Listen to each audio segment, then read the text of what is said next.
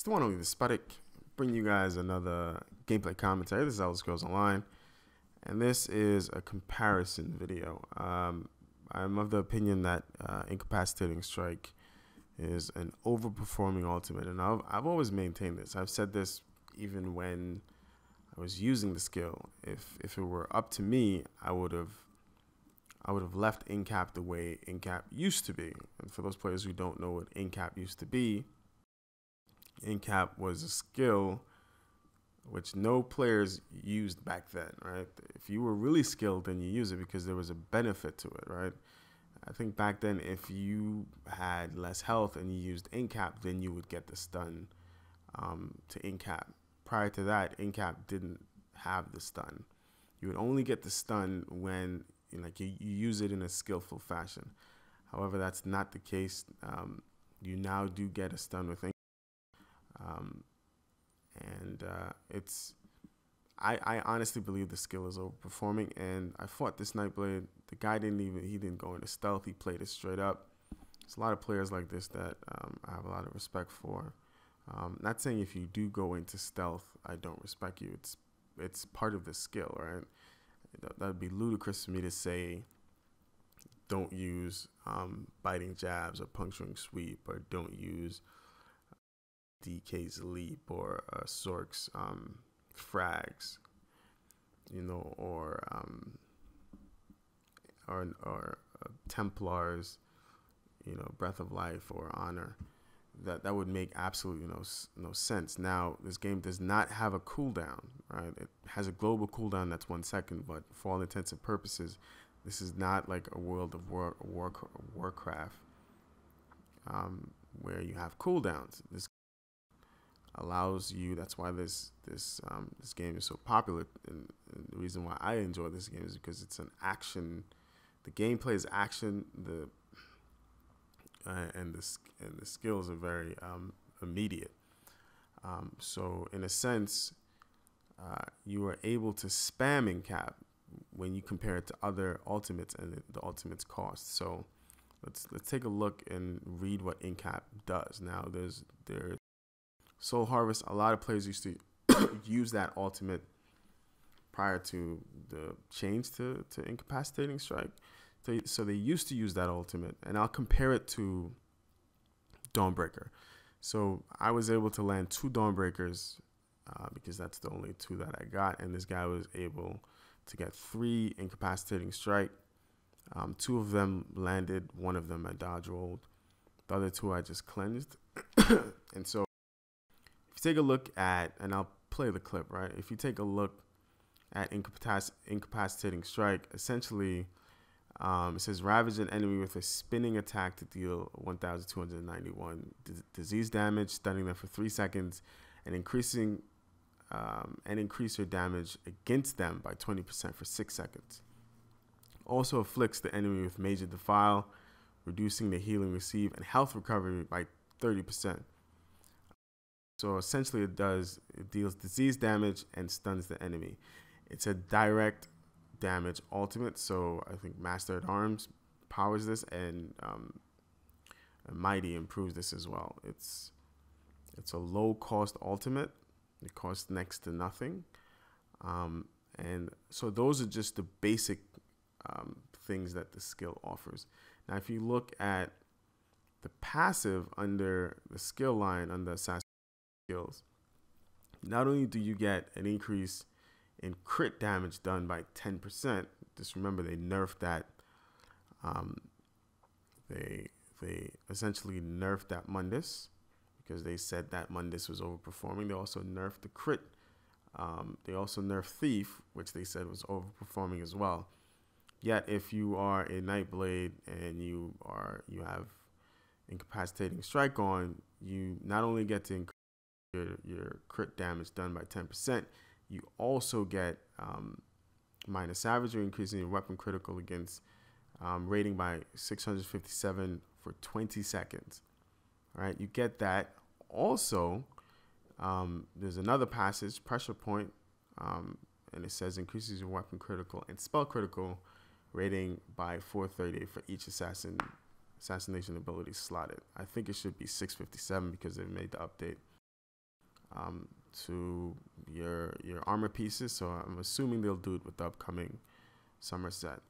So not only is Incapacitating Strike disease damage, major defile, reduces your health recovery, your healing. It also increases the damage, your critical damage done by 10%. It increases the damage done against the opponent by 20% for 6 seconds. It also gives you increasing your crit, right? Your crit chance. So that's what Incapacitating Strike does. And now you have a lot of players who will counter and say, well, Incapacitating Strike is not an ultimate that's overperforming. Why? Because it's single target. Now, if I were to counter and say, hey, give me Dawnbreaker, the one that everyone uses, Dawnbreaker of Smiting. Some players, like myself, when I play a Nightblade, I use Flawless because the more damage you have on your back bar, it's better healing. So if I were to say to you, increase Dawnbreaker's, reduce Dawnbreaker's ultimate cost, because right now it's 125. Reduce it, right? Reduce that ultimate cost and make Dawnbreaker single target. I'm almost certain a majority of players would definitely take that. So it's not a matter, and Dawnbreaker, it's not part of the skill, but it's a miss almost all the time. Incapacitating Strike is a little bit different. Landing it is very easy. Canceling it is very easy. But let's look at Incapacitating Strike. It costs 125 ultimate, so it's 50. It costs 50 ultimate more. It increases the damage, and it's a stun, right? So it's also physical damage, and then it also applies a dot. So it's a conal, so it's not, I don't think it's Master at Arms. It is buffed by other passives in CP, which a lot of stam abilities don't use. So let's take a look. If you have Dawnbreaker slotted or any ultimate under the Fighter's Guild, the passive increases your weapon damage by 3%.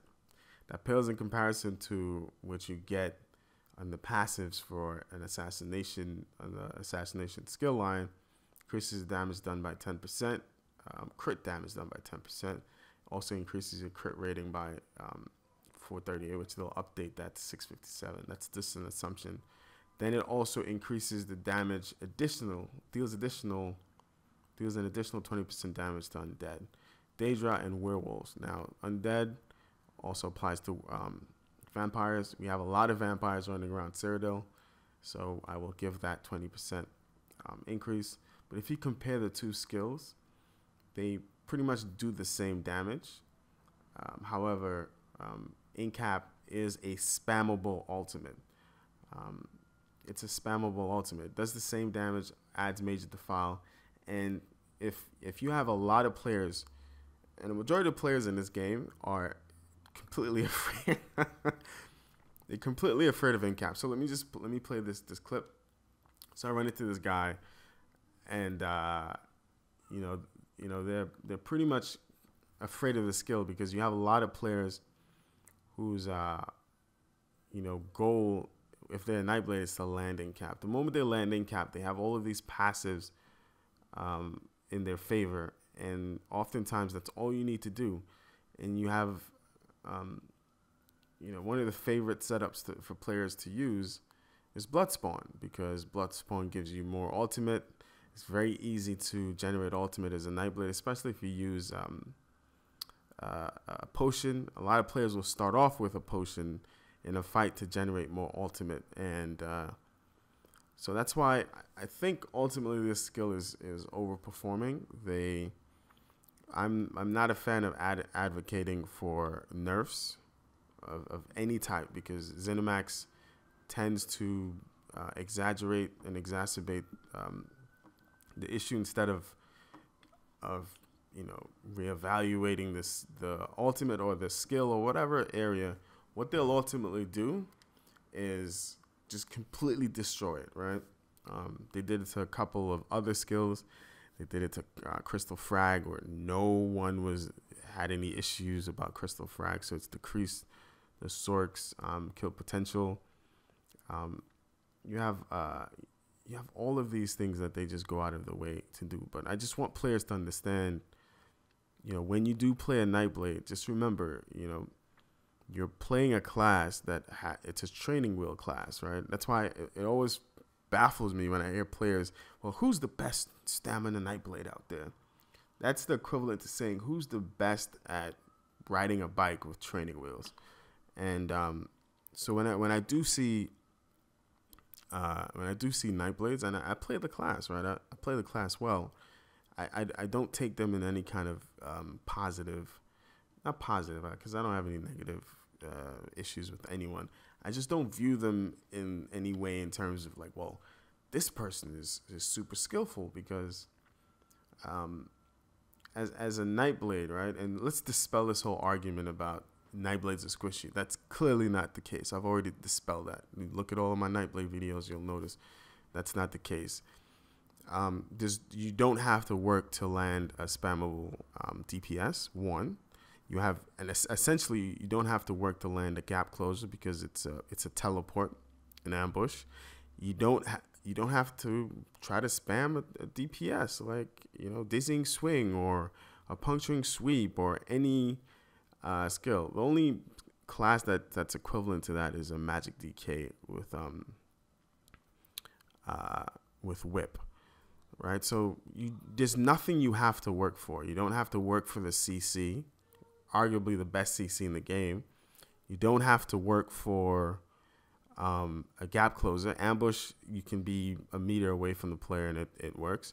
You don't have to work for a spammable DPS, surprise attack. You don't have to work for an ultimate. The ultimate is a very low costing ultimate. And so when I hear players say, Incapacitating Strike is not overperforming, it makes me chuckle. It's a source of amusement for me. And I need people, I don't need people to do anything. I'm just pointing out my personal opinion. And of course, this is, you guys can always voice your opinions. This is what this channel is for. Anyway, it's the one only, the Despotic.